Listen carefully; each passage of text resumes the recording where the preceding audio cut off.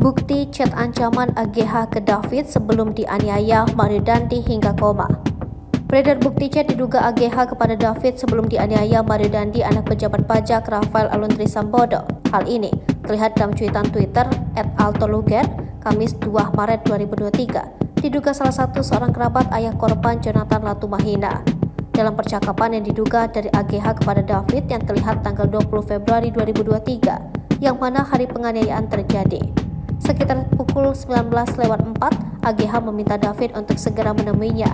Namun jika menolak, AGH mengancam akan mengadu ke Brimob. AGH pun meminta David untuk menelponnya. Diketahui, David saat itu berada di lantai 2 rumah temannya di kawasan Pesanggerahan, Jakarta Selatan. Setelah terus memaksa, David akhirnya pergi menemui Agnes sesuai isi chat mereka.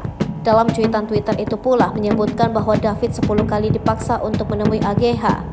Bahkan dijelaskan dalam cuitan itu, David sempat menolak 5 kali untuk bertemu, namun AGH masih memaksanya.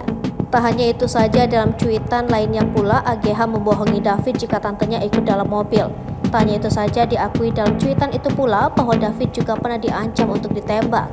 Sebelumnya diketahui, aksi penganiayaan dilakukan oleh salah satu pejabat Direktorat Jenderal Pajak Jakarta Selatan bernama Mario Dandi Satrio terhadap anak petinggi GP Ansor David.